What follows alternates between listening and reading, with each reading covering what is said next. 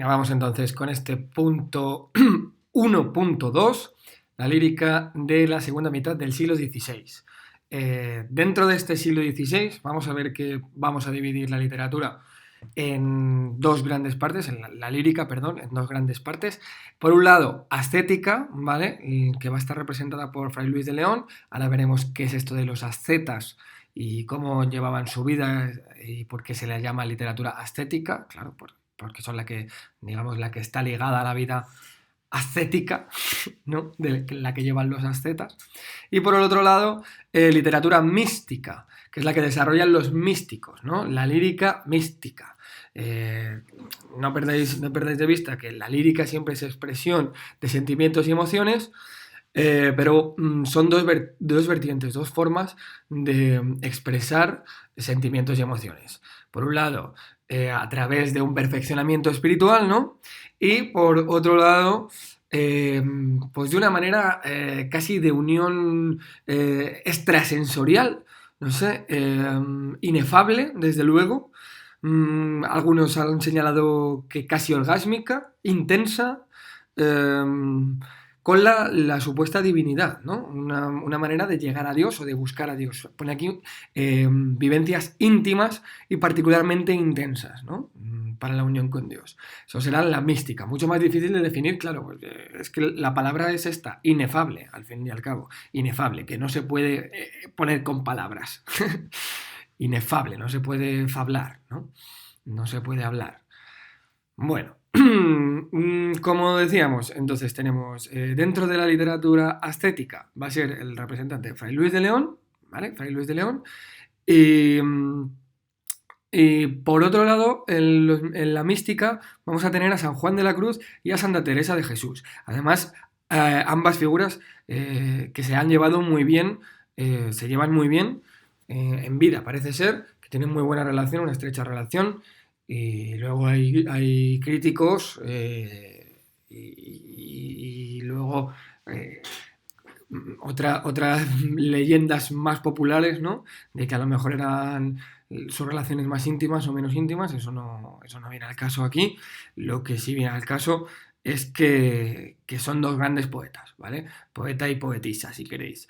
Em, y por el otro lado, o por los dos lados, mejor dicho, tanto por el lado de la estética como por el lado de la mística, veremos también a Luisa Carvajal, ¿vale? Una autora que tradicionalmente no ha estado tan destacada en el canon, pero cuya figura se está empezando a reivindicar y con todas las de la ley, vaya, porque es una figura muy, muy, muy interesante, tanto o más que las otras tres que tenemos aquí.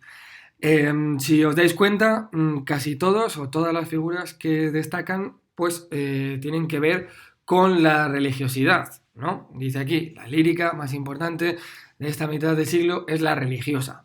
Por supuesto que sí, que la lírica petrarquista se sigue cultivando, por supuesto que la escuela sevillana, la que han llamado la escuela sevillana, pues sigue haciendo una poesía de corte más profano, más popular, si queremos.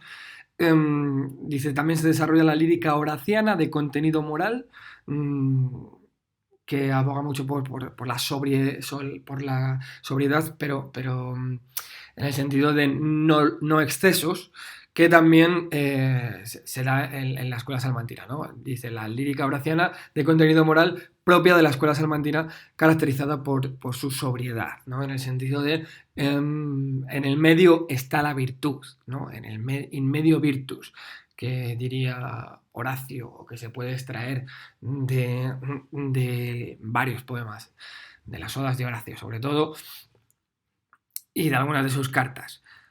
Bueno, no viene al caso aquí Horacio, sí que viene al caso empezar por ejemplo, por San Juan de la Cruz, ¿vale? Ya que está aquí, le teníamos aquí. Básicamente, nos dice aquí, nace en Ávila, en el seno de una familia muy humilde, muy humilde. Dice que estudia en la Universidad de Salamanca y que conoce a Santa Teresa de Jesús. En realidad, bueno, San Juan de la Cruz, a los que no les gusta esto de santo y prefieren valorarle como persona y no por sus atributos religiosos, digamos, les oiréis hablar de él como Juan de Yepes. Juan de Yepes Álvarez parece ser su nombre, pero lo cierto es que esto yo no sé hasta qué punto hay que tomárselo en serio porque en realidad, hombre, es un doctor de la Iglesia. De los 36 doctores que tiene la Iglesia, San Juan de la Cruz, San Juan de la Cruz es uno de esos 36 doctores de la Iglesia, el llamado doctor místico, o mysticus en latín, doctor mysticus o místico, ya digo. Desde luego que San Juan de la Cruz también es el patrón de los poetas españoles. ¿Vale? Pero bueno, muchas veces se habla de él así y a mí me parece bien, claro, como Juan de Yepes o Juan de Yepes Álvarez. En realidad, bueno, pues nacido en Segovia o en Segovia capital, estudió en Salamanca, muy ligado a toda Castilla, sobre todo a Castilla y León, enterrado se supone en Segovia, en uno de los conventos de los carmelitas descalzos, que de ahí es donde viene su relación con Santa Teresa de Jesús, ¿no? Dice, a partir de este momento entra en la reforma de los carmelitas descalzos y decide llevar una vida de austeridad y de pureza máximas, alejados de riquezas y de comodidades. Pues así es, reforman juntos Santa Teresa de Jesús, de la que, bueno, ahora hablaremos, o estamos hablando ya, no sé si casi que juntar estos dos, porque al final son los dos máximos representantes de la poesía mística, como efectivamente nos destaca ahí en la negrilla, ¿no? Lo cierto es que juntos, pues eso, reforman la orden de Nuestra Señora del Monte Carmelo, y se basan, digamos, en una vida de sencillez y de pobreza, al estilo de el profeta Elías, que es el que se dedica, ¿no?, digamos, a la vida austera en el Monte Carmelo, precisamente. El profeta Elías. Entonces, tomando ese profeta como ejemplo, fundan los carmelitas descalzos, la rama de los monjes o de los hermanos, digamos, seguirá pues, la figura de San Juan de la Cruz, y la rama de las monjas o de las hermanas seguirá las vías o los pasos de Santa Teresa de Jesús, los carmelitas descalzos. Efectivamente, muy importantes en torno a Ávila, en torno a Segovia, en torno a toda Castilla, lo que hoy es Castilla y León, y seguidores, pues como decimos, del profeta Elías, con su sencillez y con su pobreza. El profeta Elías, que pasa por ser un ermitaño, ¿no?, que vivía en las montañas del Monte Carmelo. Bueno, Santa Teresa de Jesús, que la podemos llamar también Teresa de Ávila, que en realidad es Teresa Sánchez de Cepeda Dávila, o sea, muy llegado a Ávila, aunque no se sabe muy bien si nació en Ávila, también como San Juan de la Cruz, o en uno de los pueblos de alrededor. Dávila y Ahumada. A veces se la conoce también como Teresa de Ávila, o Teresa Dávila, o Teresa Cepeda, y ella parece ser que usaba el nombre de Teresa de Ahumada. Teresa de Ahumada, inmortalizada en uno de sus éxtasis, de su unión mística con Dios, ¿no? Aquí lo vemos, esta poesía mística, que es la que cultivan los dos, tanto San Juan como Santa Teresa. Ahora vamos a citar sus obras principales, que me sorprende que no vengan aquí. Las principales, sí que vienen las principales de San Juan de la Cruz, efectivamente son Canto Espiritual, La Noche Oscura del Alma y La Llama de Amor Viva. También podríamos hablar de la subida al Monte Carmelo, ¿no?, como sus cuatro grandes poemas. Pero bueno, no vienen las de Santa Teresa de Jesús, que son, por otro lado, la vida, su propia biografía, la vida de Santa Teresa, el camino de perfección de la santa, camino de perfección, ¿no?, cómo alcanzar la perfección y por tanto ponernos en contacto con la divinidad, Y las moradas del castillo interior, que las moradas del castillo interior serían pues una obra alegórica, que en realidad el castillo interior es el templo de nuestro cuerpo, ¿no? El templo de nuestro cuerpo. Eh, el castillo interior, y sus moradas son sus habitaciones, las habitaciones del inconsciente, ¿no? De la, de la consciencia y de la inconsciencia, de nuestro subconsciente, si lo queremos ver así. Les gustará mucho esto a Jung y a Freud, ¿no? Las moradas del castillo interior les gustaría mucho, digo. Bueno, pues esas tres, ya que las hemos nombrado, pues las hemos acabado citando. La vida de Santa Teresa, escrita por ella misma, ¿no? Una especie de autobiografía. Camino de perfección, esta, esta obra que habla pues precisamente de la unión, alegóricamente, de la unión mística con Dios, cuerpo y alma, en cuerpo y alma, y las moradas, como hemos dicho, las moradas del castillo interior. Dice, sus versos son sencillos, de estilo ardiente y apasionado, como nacido del amor ideal, que era la fuente de su poesía mística, ¿no? Dice, esta sencillez se ha confundido con frecuencia con cierta ingenuidad por parte de la autora, si bien la crítica reciente apunta más bien a su condición de mujer, pues la obligara a no destacar mucho por su cultura. Se ha demostrado cómo ha tenido acceso a muchísimos libros, sobre todo libros de caballerías, que son los que han triunfado durante todo el siglo XV, y parece ser que alguien de su familia tenía una muy buena biblioteca y tenía acceso a muchos, muchos libros.